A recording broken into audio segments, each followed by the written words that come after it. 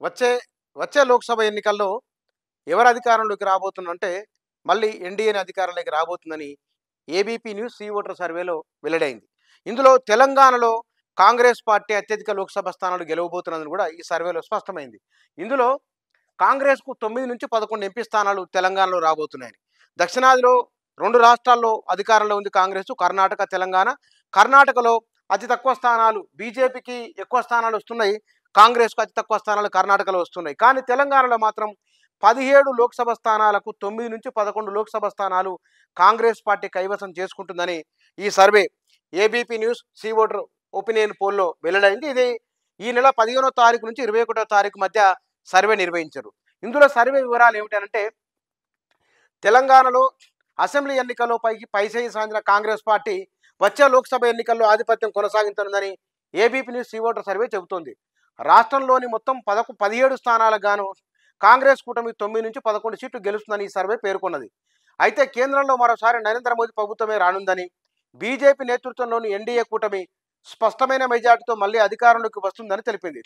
2024 parliament ఎన్నికల్లో మొత్తం 543 లోక్సభ స్థానాలకు గాను ఇందులో ఎన్డీఏ 295 నుంచి 335 స్థానాలు గెలుచుకుంటుందని సర్వే చెప్పింది. దీంతో పాటుగా కాంగ్రెస్తో కూడిన ప్రతిపక్ష ఇండియా కూటమి ఇది 165 నుంచి 205 స్థానాలు గెలుచుకోవచ్చు అని, గతంలో కంటే తన పనితీరును మెరుగుపరుచుకుంటుందని కూడా ఈ సర్వేలో వ్యక్తమైంది.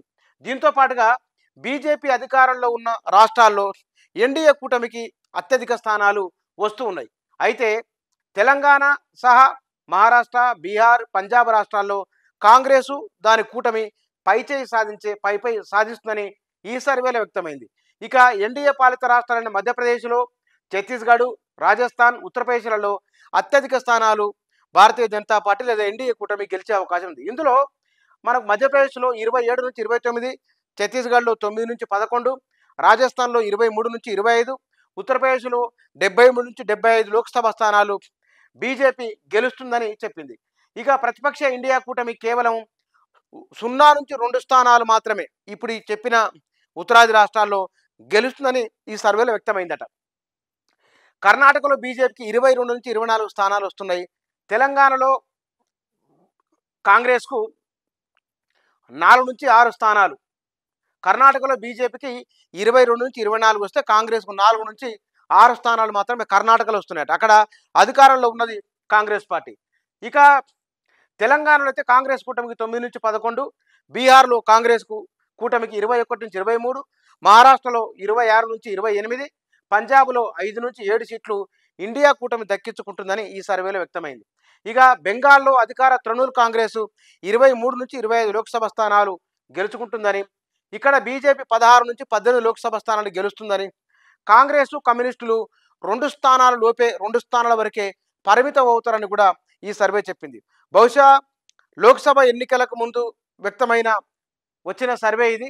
బహుశా ఇది మనకు అసెంబ్లీ ఎన్నికలకు ముందు కొన్ని నెలల ముందు వచ్చిన సర్వేల్లో దాదాపుగా అలాంటి ఫలితాలు తెలంగాణలో వచ్చినాయి.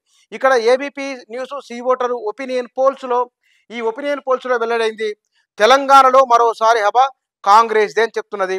జాతీయ స్థాయిలో మరోసారి బీజేపీ అధికారంలోకి రాబోతున్నదని అడ్వాన్స్గా వచ్చిన ఒపీనియన్ పోల్స్ భారతదేశంలో ఉన్న ఓటర్ల మనోగతం ఇదని ఈ కథనం చెప్తున్నది.